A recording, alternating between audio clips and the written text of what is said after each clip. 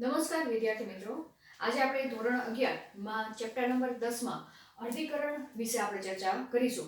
હવે વિદ્યાર્થી મિત્રો, અર્ધીકરણને કયા કયા ભાગોમાં વિભાજિત કરેલી છે, અર્ધીકરણનું શું મહત્વ છે તે આપણે આગળના લેક્ચરમાં ચર્ચા કરી ગયા છીએ. તો બી અર્ધીકરણ સમજવા માટે તેને કયા કયા પોઈન્ટમાં વર્ગીકૃત કરવામાં આવેલી છે તેના વિશે આપણે ચર્ચા કરી નાખી. હવે અર્ધીકરણની ક્રિયા એ બે તબક્કામાં પૂર્ણ થાય છે. કઈ કઈ? અર્ધીકરણ 1 અને અર્ધીકરણ 2. અર્ધીકરણ 2 જેને આપણે રોમન લેટરથી લખી છે. અર્ધીકરણ 1 ની પ્રક્રિયા ને સમજવા માટે પણ તેમાં જોવા જઈએ તો અર્ધીકરણની 1 ની પ્રક્રિયા દરમિયાન જ તે શું થાય છે? ડીએનએ સ્વયંજનનની પ્રક્રિયા જોવા મળે છે. એટલે કે આ તબક્કા દરમિયાન આંતરાવસ્થાનો તબક્કો જોવા મળશે. બરાબર? તો અહીંયા આપણે લખી શકીએ આંતરાવસ્થા, બરાબર, અને પછી એમ તબક્કો ચાલુ થશે. એ તબક્કા જે આપણે સમવિભાજનમાં ચર્ચા કરી ગયા છે ને, સેમ એ જ રીતે એમ તબક્કા ને પણ સમજવા માટે તેને ફરીથી 5 તબક્કામાં વિભાજિત કરેલી છે. પૂર્વાવસ્થા 1, અવસ્થા 1, બરાબર. હવે આ જે પૂર્વાવસ્થા 1 છે તે સમવિભાજનનો જે આપણે પૂર્વાવસ્થા ચર્ચા કરી ગયા તેના કરતા આ પૂર્વાવસ્થા અર્ધીકરણની પહેલો જે તબક્કો છે તે દરમિયાન જે પૂર્વાવસ્થા જોવા મળે છે તે તબક્કો ખૂબ જ લાંબો ચાલે છે અને ખૂબ જ જટિલ પ્રક્રિયા છે. બરાબર. અને તેથી આ તબક્કાને સમજવા માટે પણ તેને ફરીથી 5 વિભાગમાં વર્ગીકૃત કરવામાં આવેલું છે. બરાબર. કયા કયા પોઈન્ટમાં વિભાજિત આપણે ચર્ચા કરવાની છે આગળ? સૌથી પહેલા તો લેપ્ટોટીન અવસ્થા, બરાબર. પછી આવશે ઝાયગોટીન અવસ્થા. પછી ત્રીજી તબક્કો છે એ પેકિટીન અવસ્થા, બરાબર. પછી ચોથો તબક્કો છે તેને ડિપ્લોટીન અવસ્થા કહેવામાં આવે છે. કઈ અવસ્થા? ડિપ્લોટીન. અને પાંચમી અવસ્થા છે તેને ડાયકાઇનેસિસ, બરાબર. તો પૂર્વાવસ્થાને પણ ફરીથી 5 વિભાગમાં વર્ગીકૃત કરવામાં આવેલી છે. કઈ કઈ? લેપ્ટોટીન, ઝાયગોટીન, પેકિટીન, ડિપ્લોટીન અને ડાયકાઇનેસિસ. ત્યારબાદ પૂર્વાવસ્થા 1 પૂર્ણ થાય એટલે તરત જ તે તમને ખ્યાલ જ છે બીજી કઈ તબક્કો ચાલુ થશે? ભાજના અવસ્થા 1, પછી ભાજનોત્તર અવસ્થા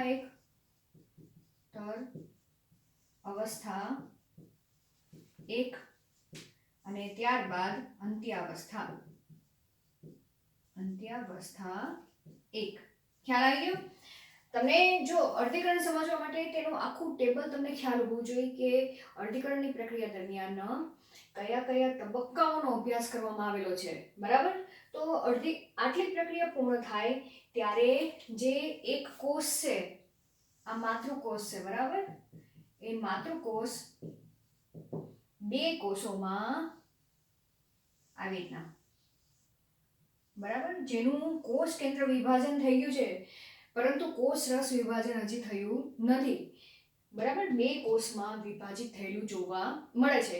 અને અહીંયા જેટલા રંગસૂત્રની સંખ્યા છે 2n રંગસૂત્ર.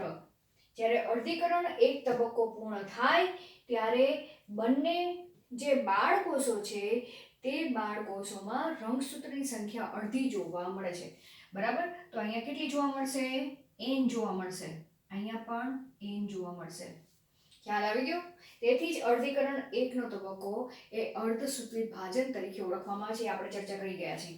ચલો, અર્ધીકરણ 2 નો તબક્કાને પણ સમજવા માટે તેને 5 તબક્કામાં વિભાજિત કરવામાં આવ્યું છે.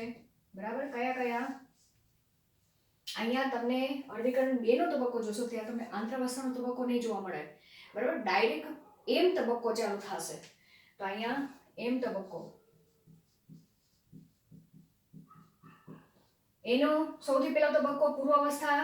અહીંયા શું લખશું આપણે? અવસ્થા 2. પણ આ તબક્કો એ અર્ધીકરણ 1 ના પૂર્વાવસ્થા કરતા કેવો છે? ટૂંકો છે. બરાબર. પૂર્વાવસ્થા 2 પૂર્ણ થાય ત્યારે ભાજનોત્તર અવસ્થા કઈ થશે? 2. બરાબર. સોરી, ભાજનાવસ્થા, ભાજનાવસ્થા 2, પછી ભાજનોત્તર અવસ્થા, શું લખશું આપણે રોમન લેટરમાં 2, અને છેલ્લે ભાજનાંતિમ અવસ્થા, ભાજનાંતિમ અવસ્થા શું લખીશું 2, અને છેલ્લે કોષરસ વિભાજન, કોષરસ વિભાજન. બરાબર. એટલે આ જે 2 બાળકોષો એ અર્ધીકરણ 2 તબક્કામાં દાખલ થશે અને છેલ્લે કોષરસ વિભાજન થશે ત્યારે 4 બાળકોષો એ છૂટા પડે છે. એટલે આ પ્રક્રિયા દરમિયાન આ બંને કેવા થયા? માતૃકોષ થયા અર્ધીકરણની 2 તબક્કા દરમિયાન. અને અહીંયા જે 2 માંથી 4 કોષો બને છે તે 4 કોષોમાં રંગસૂત્રની સંખ્યા એ માતૃકોષ જેટલી જોવા મળે છે. જો અહીંયા n લખેલું છે તો ઉત્પન્ન થયેલા જે 4 કોષો છે તેમાં પણ રંગસૂત્રની સંખ્યા સરખી જોવા મળે છે. તેથી જ કહે છે કે અર્ધીકરણ 2 નો તબક્કો એ સમસૂત્રી ભાજન, સમસૂત્રી ભાજન એટલે માતૃકોષમાં રહેલા રંગસૂત્ર જેટલા જ રંગસૂત્ર બાળકોષોમાં જોવા મળે છે. ખ્યાલ આવી ગયો? તો આખા અર્ધીકરણની પ્રક્રિયામાં આપણે આટલી ચર્ચા કરવાની છે. એટલે આટલું ટેબલ તો તમને મોઢે યાદ હોવું જોઈએ, તો જ તમે આખી પ્રક્રિયા સરળતાથી તમે સમજી શકશો. તો હવે આપણે શરૂઆત કરી ક્યાંથી ચર્ચા કરશું? અર્ધીકરણ 1 થી. બરાબર. હવે અર્ધીકરણ 1 માં આંતરાવસ્થામાં તમને આપણે આગળ ચર્ચા જ કરી ગયા છીએ કે આંતરાવસ્થા દરમિયાન G1 તબક્કો, S તબક્કો અને G2 તબક્કો ઓપરેટ થાય છે કોષની અંદર, માતૃકોષની અંદર. બરાબર. G1 તબક્કા દરમિયાન પ્રોટીન નિર્માણની પ્રક્રિયા થાય છે. S તબક્કા માટે જેટલા પ્રોટીન કે ઉત્સેચકોની જરૂર પડે છે તે બધું G1 તબક્કા દરમિયાન તૈયાર થાય છે. બરાબર. S તબક્કા દરમિયાન જેટલું DNA માતૃકોષમાં હોય છે તે DNA ના સ્વયંજનનની પ્રક્રિયા જોવા મળે છે. અને G2 તબક્કા દરમિયાન કોષ જ્યારે M તબક્કામાં દાખલ થાય તેના માટે જે પ્રોટીનની જરૂર પડે છે તે બધા જ પ્રોટીનના નિર્માણની પ્રક્રિયા G2 તબક્કા દરમિયાન જોવા મળે છે. એટલે જ આખો આંતરાવસ્થાનો તબક્કો જે સમવિભાજનમાં આપણે ચર્ચા કરી ગયા છીએ તેના જેવો છે. એટલે જ આપણી એનસીઈઆરટી બુકમાં અર્ધીકરણ 1 દરમિયાન આંતરાવસ્થાનો તબક્કો તમે અલગથી સમજો નથી. બરાબર. એટલે હવે આપણી એનસીઈઆરટી બુકમાં ડાયરેક્ટ M તબક્કાથી જ ચાલુ કરેલું છે, તો આપણે M તબક્કાથી જ ચાલુ કરી, જેમાં આપણે સૌપ્રથમ પૂર્વાવસ્થા વિશે ચર્ચા કરીશું. હવે આપણે અર્ધીકરણમાં સૌથી પહેલા અર્ધીકરણ 1 અવસ્થા વિશે ચર્ચા કરી. અર્ધીકરણ 1. હવે અર્ધીકરણ 1 માં સીધો આપણે M તબક્કા વિશે ચર્ચા કરી. M તબક્કામાં આપણે પૂર્વાવસ્થા 1 વિશે ચર્ચા કરી. ખ્યાલ આવી ગયો આપણે ક્યાં શેના વિશે ચર્ચા કરવાની છે? આગળનું ટેબલ તમારે સાથે સાથે રિવાઇઝ કરતા જવાનું. હવે આ જે પૂર્વાવસ્થા 1 છે તે કેવી છે? ખૂબ જ જટિલ અને લાંબી પ્રક્રિયા છે. બરાબર. લાંબી પ્રક્રિયા છે. તેથી તેને સમજવા માટે તેને 5 વિભાગમાં વર્ગીકૃત કરવામાં આવી છે. તેની સૌથી પહેલી અવસ્થા, બરાબર, કઈ કહેવાશે? લેપ્ટોટીન. લેપ્ટોટીન અવસ્થા દરમિયાન આ બધા નામ તમારે યાદ રાખવા પડશે. ખ્યાલ આવી ગયો કે લેપ્ટોટીન અવસ્થા દરમિયાન જે રંગસૂત્ર છે તે રંગસૂત્રનું શું થાય છે? ઘનીકરણ.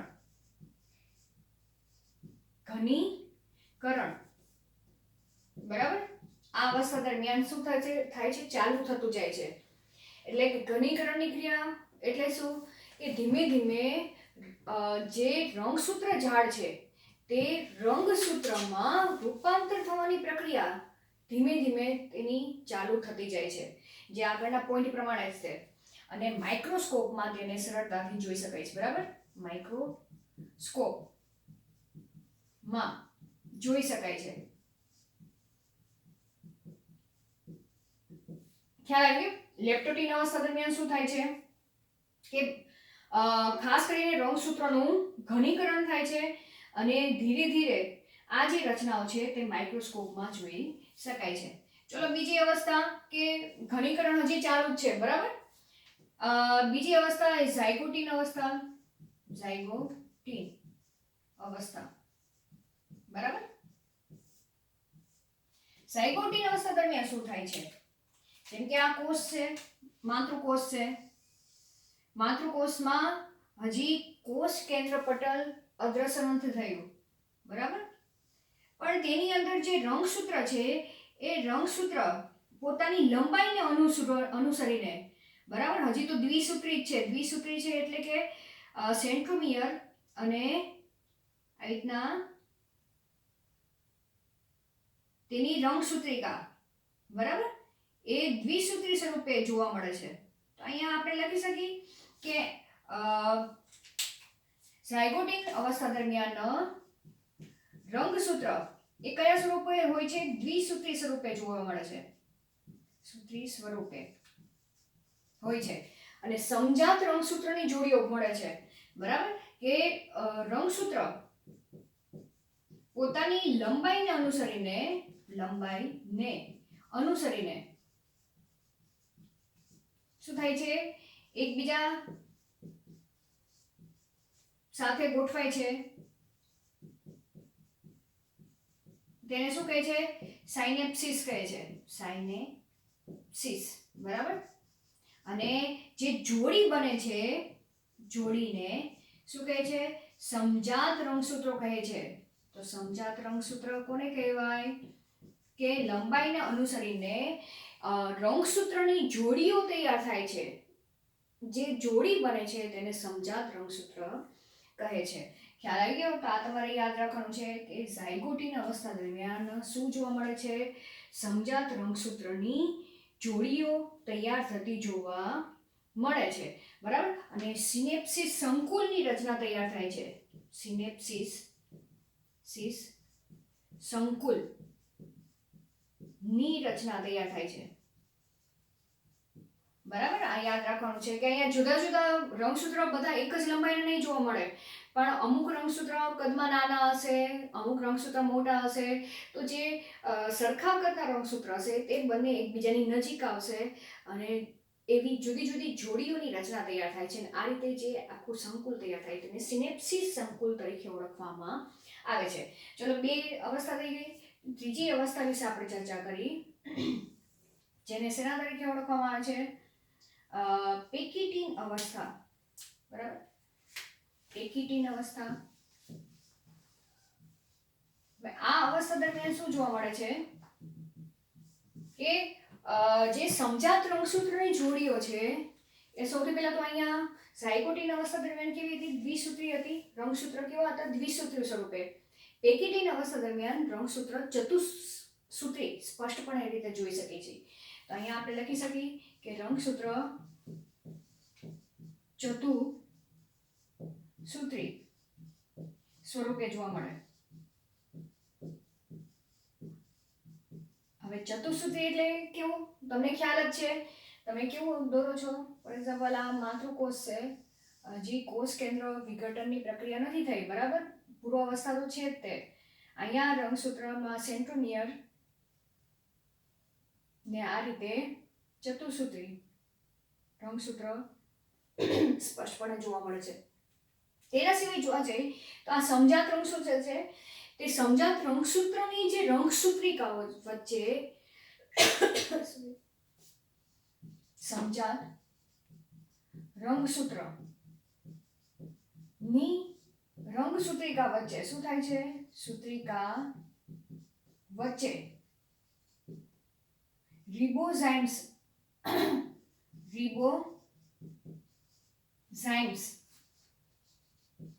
બરાબર. કયા ઉત્સેચક?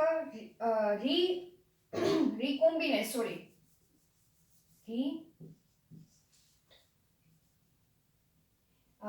રીકોમ્બિનેસ ઉત્સેચક.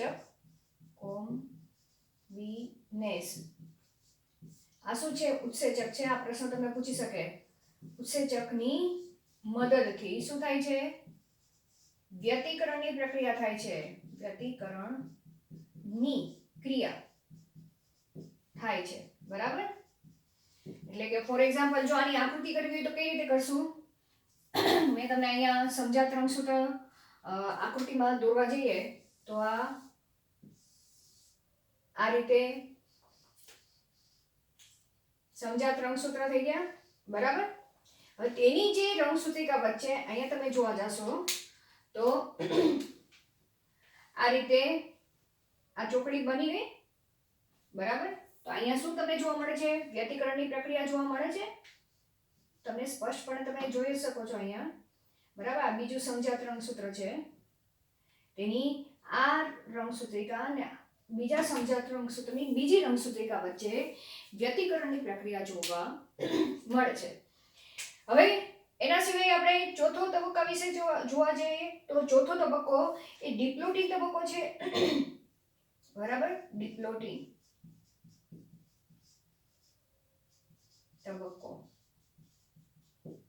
હવે ડિપ્લોટિંગ તબક્કા દરમિયાન જે સમજાત રંગસૂત્ર છે, સમજાત રંગસૂત્ર એ શું થાય છે?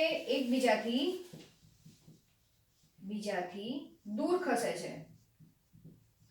હવે અહીંયા તમે જોશો કે આ જે સમજાત રંગસૂત્ર છે એ સમજાત રંગસૂત્ર એકબીજાથી દૂર ખસવાનો પ્રયત્ન કરશે, પણ જ્યાં વ્યતિકરણની પ્રક્રિયા થઈ છે તે ભાગ છૂટો પડતો નથી, બરાબર. તો અહીંયા લખી શકો તમે વ્યતિકરણ થયેલો ભાગ,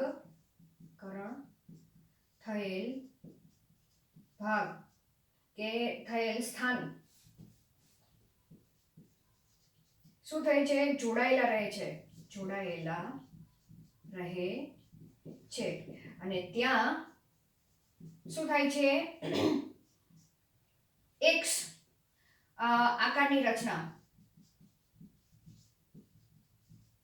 રચનાને શું કહે છે? સ્વસ્તિક ચોકડી કહે છે. આટલું યાદ રહેશે. સ્વસ્તિક ચોકડી એટલે શું કહે કે હવે જે ભાગ જોડાયેલો છે તો પહેલા તો આ રીતે જોડાયેલો હતો, બરાબર. હવે જ્યારે ડિપ્લોટિન અવસ્થા ચાલુ થાય ત્યારે સમજાત રંગસૂત્ર છૂટા પડે છે, તો જે વ્યતિકરણ થયેલો ભાગ છે એ તમને કેવો દેખાશે?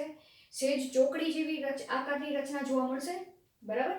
ચોકડી જેવો આકાર જ્યાં થશે તેને શું કહેવામાં આવે છે? સ્વસ્તિક ચોકડી કહેવાય છે. એટલે કે અહીંયા ગંઠાઈ જવાની પ્રક્રિયા જોવા મળે છે, ગાંઠ જેવી પ્રક્રિયા જોવા મળે છે, જેને સ્વસ્તિક ચોકડી કહે છે. તો અહીંયા જો તમારે આકૃતિ તમે કરવા જાઓ તો કઈ રીતે કરી શકો કે આ રીતે સમજાત રંગસૂત્ર છે, બરાબર. અને આ બીજું રંગસૂત્ર છે. હવે અહીંયા તમને ચોકડી જેવી રચના જોવા મળે છે, બરાબર. અહીંયા તો એ બંને એકબીજા સાથે દૂર ખસવાનો પ્રયત્ન કરે તો આ જે ચોકડી જેવી રચના દેખાય છે તેને સ્વસ્તિક ચોકડી તરીકે ઓળખવામાં આવે છે. ખ્યાલ આવી ગયો? તો હવે કેટલાક પૃષ્ઠવંશીઓમાં ખાસ કરીને આ જે અવસ્થા છે ડિપ્લોટિન અવસ્થા, બરાબર. પૃષ્ઠવંશીઓમાં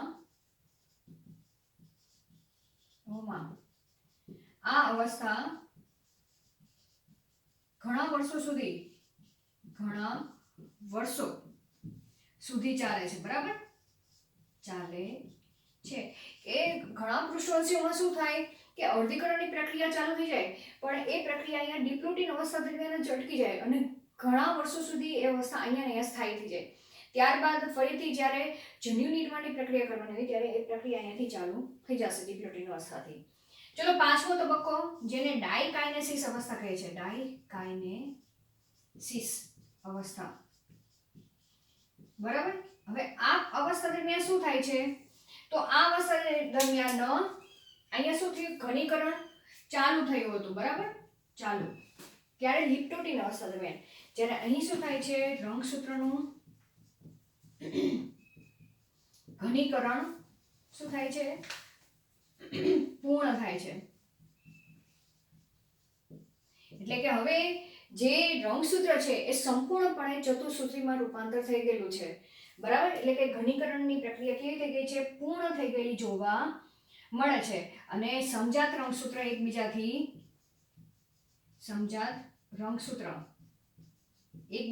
કેવા પડે છે? છૂટા પડે છે, બરાબર. અને જે જગ્યાએ વ્યતિકરણ થયેલું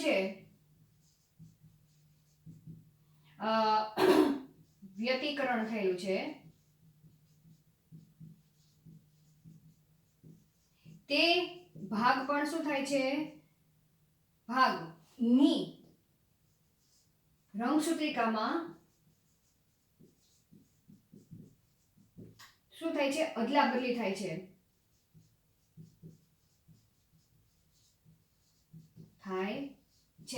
એટલે કે અહીંયા તમે જોવા જશો તો ડાયકાઇનેસિસ અવસ્થા દરમિયાન બંને સમજાત રંગસૂત્ર સાવ છૂટા પડી જાય છે અને જે જગ્યાએ વ્યતિકરણની પ્રક્રિયા હતી એટલે કે સ્વસ્તિક ચોકડી જેવી પ્રક્રિયા હતી એ સ્વસ્તિક ચોકડી જેવી પ્રક્રિયા એ ભાગ પણ છૂટા પડવાનો પ્રયત્ન કરશે તો એક રંગસૂત્રિકાનો ભાગ આમાં બીજી સમજાત રંગસૂત્રના બીજા રંગસૂત્રમાં વહી જશે અને બીજી રંગસૂત્રિકાનો ભાગ એ આ રંગસૂત્રિકામાં આવી જશે એટલે કે અહીંયા જનીનોની અદલા બદલી થઈ જાય છે, બરાબર, કે જે તે રંગસૂત્રના ભાગની અદલા બદલી થઈ જાય છે, ખ્યાલ આવી ગયો. અને તેના સિવાય ત્રાક તંતુઓના સર્જનની પ્રક્રિયા થાય છે અને પૂર્વાવસ્થા જેવી ડાયકાઇનેસિસ અવસ્થા પૂર્ણ થાય છે તે અવસ્થા જેવી પૂર્ણ થાય છે, બરાબર, તમારે સમજી લેવાનું પૂર્વાવસ્થાના અંતમાં શું થાય છે, જે કોષ કેન્દ્રિકા અને કોષ કેન્દ્ર પટલ પણ અદૃશ્ય થાય છે. તો અહીંયા તમે લખી શકો કોષ કેન્દ્રિકા અને કોષ કેન્દ્ર પટલ શું થાય છે, પટલ અદૃશ્ય થાય છે, ખ્યાલ આવી ગયો.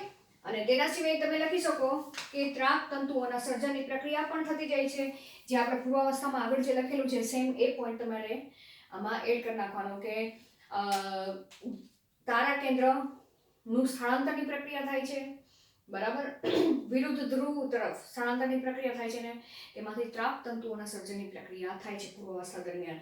તો અહીં તમે જોવા જાઓ તો એમ અર્ધીકરણ 1 નો જે એમ તબક્કો છે તેની પૂર્વાવસ્થા ખૂબ જ જોવા જાવ તો ખૂબ જ જટિલ પ્રક્રિયા છે અને ખૂબ જ લાંબી પ્રક્રિયા છે અને તેને સમજવા માટે તેને આપણે 5 વિભાગમાં વર્ગીકૃત કરેલી છે.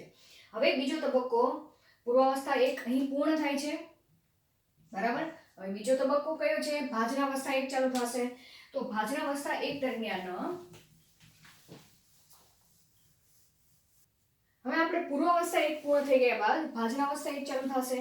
ભાજનાવસ્થા 1 દરમિયાન જે દ્વિસૂત્રી રંગસૂત્ર છે એ કોષના વિષુવવૃત્તીય તલમાં જોડીઓ સ્વરૂપે ગોઠવાય છે, બરાબર. એટલે કે જો એની આકૃતિ કરવા જાય તો જે રંગસૂત્ર છે સમજાત રંગસૂત્ર એ આ રીતે ગોઠવાશે, ખ્યાલ આવી ગયો કે આડા આ રીતે ગોઠવાશે, ખ્યાલ આવી ગયો, બરાબર. અને વિરુદ્ધ ધ્રુવોના ત્રાક તંતુ રંગસૂત્રની જોડ સાથે સ્વતંત્રપણે આ તારા કેન્દ્ર છે આ રીતે સ્વતંત્રપણે આ તારા કેન્દ્રના ત્રાક તંતુ આની સાથે જોડાશે, આ સેન્ટ્રોમિયર છે, બરાબર. તો સ્વતંત્રપણે જોડાયેલા જોવા મળે છે. તો આ ભાજનાવસ્થા 1 માં આપણે જોઈ ગયા. હવે ભાજનોત્તર 1 અવસ્થા દરમિયાન સમજાત રંગસૂત્ર છૂટા પડે છે. કેમ? આપણને પ્રોસેસ ખબર છે કે આ જે તારા કેન્દ્રના જે ત્રાક તંતુ છે આ ત્રાક તંતુ છે, બરાબર. એ ત્રાક તંતુ શું કરશે, સંકોચન કરશે જેને કારણે જે સમજાત રંગસૂત્રની જોડીઓ છૂટી પડશે અને બે જોડીઓ પૈકી એક રંગસૂત્રિકા એ ક્યાં જશે, દોહિત્રી રંગસૂત્રિકાઓ તેના સેન્ટ્રોમિયરથી જોડાયેલી તો રહે છે, એટલે કે આ સેન્ટ્રોમિયર વાળી આ રંગસૂત્રિકા એ આ સાઈડ જશે. જો તેની આકૃતિ કરવી હોય તો તમે જોવા જાઓ તો એક રંગસૂત્રિકા દોહિત્રી રંગસૂત્રિકા આ સાઈડ હશે, બરાબર. અને બીજી રંગસૂત્રિકા એ કઈ સાઈડ, નીચેના ધ્રુવ તરફ તે ખસતી જશે, ખ્યાલ આવ્યો. પણ બંને દોહિત્રી પાસે સ્વતંત્ર સેન્ટ્રોમિયર રહેલું હશે. અહીં સેન્ટ્રોમિયરનું વિભાજન થતું નથી, તમારે યાદ રાખવાનું છે, બરાબર, અર્ધીકરણ 1 દરમિયાન. હવે છેલ્લે અંત્યાવસ્થા દરમિયાન આ અવસ્થામાં કોષ કેન્દ્રિકા અને કોષ કેન્દ્ર પટલનું શું થાય છે, પુનઃનિર્માણ થાય છે. એટલે કે આ રીતે ફરીથી કોષ કેન્દ્રિકા અને કોષ કેન્દ્ર પટલ નિર્માણ પામશે અને જે તે કોષ રસ વિભાજનની શરૂઆત થાય છે જેને કોષ દ્વીપ કહે છે અને બે ક્રમિક અર્ધીકરણ વચ્ચેના ગાળાની ઇન્ટરકાઇનેસિસ, આ એમસીક્યુ માટે યાદ રાખવાનું છે. ઇન્ટરકાઇનેસિસ અથવા તો આંતરકોષ વિભાજન એટલે શું, તો બે અર્ધીકરણ વચ્ચેના જે ગાળો છે તેને ઇન્ટરકાઇનેસિસ તરીકે ઓળખવામાં આવે છે. એટલે આ અવસ્થાને શું કહેવામાં આવશે, ઇન્ટરકાઇનેસિસ કહેવામાં આવશે. ખ્યાલ આવી ગયો? અહીં રંગસૂત્રની સંખ્યા એ કેવી જોવા મળી છે? અડધી અડધી જોવા મળી છે, બરાબર? જે માતૃકોષ હતા અહીંયા તમે જોશો તો કેટલી હતી? ડબલ હતી. હવે અહીંયા તો એક જ જોવા મળી છે. તો અહીંયા રંગસૂત્રની સંખ્યા કેવી હતી? 2n હતી, જ્યારે અહીંયા રંગસૂત્રની સંખ્યા અડધી જોવા મળે છે. હવે ચાલુ થશે પૂર્વ અવસ્થા 2, એટલે મીન્સ કે અર્ધીકરણ 2 નો તબક્કો. ખ્યાલ આવી ગયો? અહીંયા સુધી અર્ધીકરણ 1 પૂર્ણ થઈ ગયું, એકમાંથી 2 કોષો બની ગયા છે. હવે અર્ધીકરણ 2 તબક્કો, એ અર્ધીકરણ 2 નો તબક્કો એ સમવિભાજન જેવો જ છે, જે આપણે આગળના લેક્ચરમાં ચર્ચા કરી ગયા છે. સમવિભાજનની પ્રક્રિયા એ જો કદાચ તમે તે લેક્ચર ભરેલો હોય તો તે આગળનો લેક્ચર એક વખત રિવાઇઝ કરી લેવો. સેમ આ ટોપિક એ જ છે, સમવિભાજન જેવા તે. એમાં પણ પૂર્વ અવસ્થા 2 થી ચાલુ થશે. આ પૂર્વ અવસ્થા 1 કરતા પૂર્વ અવસ્થા 2 નો ગાળો કેવો જોવા મળે છે? ખૂબ જ ટૂંકો જોવા મળે છે. અને પૂર્વાવસ્થાની પ્રક્રિયા ખબર જ છે કે પૂર્વાવસ્થાના અંત ભાગમાં કોષ કેન્દ્રિકા અને કોષ કેન્દ્ર પટલ અદ્રશ્ય થઈ જાય છે. ભાજનાવસ્થા 2 દરમિયાન રંગસૂત્ર એ વિષુવવૃત્તીય તલ પર ગોઠવાય છે. સમવિભાજનની આકૃતિ પ્રમાણે જ આકૃતિ બનશે, બરાબર? જો આની આકૃતિ કરવા જાય તો અહીંયા કોષ કેન્દ્ર પટલ તો અદ્રશ્ય થઈ ગયું છે, બરાબર? હવે બંને કોષમાં શું થશે? જે રંગસૂત્ર છે એ રંગસૂત્રિકા આ રીતે ગોઠવાશે, બરાબર? એટલે કે વિષુવવૃત્તીય તલ બાજુ તે ગોઠવાયેલી જોવા મળશે. અને દ્વિધ્રુવીય ત્રાક તંતુઓ એ કઈ રીતે ગોઠવાશે? તેના વિરુદ્ધ ધ્રુવોના ત્રાક તંતુઓ રંગસૂત્રિકાના કાઇનેટિક કોષ સાથે જોડાયેલા જોવા મળે છે, બરાબર? તો તમારે આકૃતિ સેમ તમારે 2 કોષો આવી રીતના છૂટા પાડી દો, બરાબર? તેની અંદર અહીંયા દ્વિધ્રુવીય ત્રાક તમે દેખાડી દો, આ દ્વિધ્રુવીય ત્રાક, બરાબર? અને રંગસૂત્ર એ કઈ રીતે જોડાયેલું જોવા મળશે તમને? અહીંયા વચ્ચે આ રીતે તમે ખ્યાલ આવી ગયો? એવી જ રીતના અહીંયા પણ રંગસૂત્ર તમે આ રીતે દર્શાવી દો. ખ્યાલ આવી ગયો? અહીંયા આડું રંગસૂત્ર ગોઠવાયેલું હતું, અહીંયા તમે રંગસૂત્ર કેવું જોવા મળશે? સીધું ગોઠવાયેલું જોવા મળશે. એટલું તમારે ફેર પડશે. તો ભાજનાવસ્થા 2 દરમિયાન રંગસૂત્ર વિષુવવૃત્તીય તલ પર ગોઠવાય છે. વિરુદ્ધ ધ્રુવોના ત્રાકતંત્રો રંગસૂત્રિકાના કાઇનેટોકોષ સાથે જોડાય છે. ત્રીજી અવસ્થા ભાજનોત્તર અવસ્થા 2, જેમાં રંગસૂત્રના સેન્ટ્રોમિયરનું શું થાય છે? વિભાજન થાય છે. એટલે ખાસ યાદ રાખવાનું કે અર્ધીકરણ 2 ની પ્રક્રિયા દરમિયાન, એટલે કે સમવિભાજનની પ્રક્રિયા થાય ત્યારે જે રંગસૂત્ર છે તેના સેન્ટ્રોમિયરનું વિભાજન થાય છે, જેને કારણે બંને રંગસૂત્રિકાઓ કેવી પડે છે? છૂટી પડે છે. અને છૂટી પડેલી રંગસૂત્રિકા એ જે તે ધ્રુવ પ્રદેશ તરફ શું કરે છે? સ્થળાંતર કરે છે. એટલે એક જ રંગસૂત્રની એક રંગસૂત્રિકા એક ધ્રુવ તરફ જશે અને તેની બીજી રંગસૂત્રિકા એ નીચેના ધ્રુવ પ્રદેશ તરફ સ્થળાંતર કરે છે. છેલ્લી અવસ્થા અંત્ય અવસ્થા 2, જે દરમિયાન રંગસૂત્ર એ પોતાનું રંગસૂત્ર દ્રવ્ય સ્વરૂપે જોવા મળે છે, એટલે કે તે સ્વતંત્ર રંગસૂત્ર સ્વરૂપે જોવા મળતું નથી. અને છેલ્લે કોષરસ વિભાજન દરમિયાન આની આકૃતિ કરવા જઈએ તો 4 બાળકોષોના સર્જનની પ્રક્રિયા જોવા મળે છે, જેમાં પૂર્વાવસ્થા 2 દરમિયાન જે 2 કોષો હતા તેમાં રંગસૂત્રની સંખ્યા કેટલી હતી? n હતી, બરાબર? જ્યારે અર્ધીકરણ 2 પૂર્ણ થાય છે અને કોષરસ વિભાજન થાય છે ત્યારે 4 બાળકોષોમાં રંગસૂત્રની સંખ્યા માતૃકોષ જેટલી જોવા મળે છે. એટલે કે અહીંયા n છે તો અહીંયા પણ કેટલી જોવા મળી? રંગસૂત્રની સંખ્યા n જોવા મળે છે, બરાબર? તો અહીં મેં આકૃતિ નથી કરેલી, પણ આકૃતિ તમારે જોવી હોય તો આપણે જે સમવિભાજનની પ્રક્રિયા દરમિયાન જે મેં તમને આકૃતિ દ્વારા સમજાવ્યું હતું, સેમ એ જ ટોપિક છે અને એ જ પોઈન્ટ તમારે અહીંયા લખી નાખવાના, બરાબર? ખાલી ફેર તમે નવું શું ભણ્યા? અર્ધીકરણ 1 ની પ્રક્રિયા જે સમવિભાજન અર્ધીકરણ 2 કરતા અલગ જોવા મળી હતી, બરાબર? તો અહીં આપણે જોયું કે અર્ધીકરણની પ્રક્રિયામાં જે માતૃકોષ હતો એ માતૃકોષની માં રંગસૂત્રની સંખ્યા કેટલી હતી? 2n હતી. જ્યારે અર્ધીકરણ 1 પૂર્ણ થયું, અર્ધીકરણ 2 પૂર્ણ થયું, ત્યારે એકમાંથી જે 4 બાળકોષો બન્યા તેમાં રંગસૂત્રની સંખ્યા અડધી જોવા મળે છે. તેથી જ આ પ્રક્રિયાને અર્ધીકરણની પ્રક્રિયા તરીકે ઓળખવામાં આવે છે.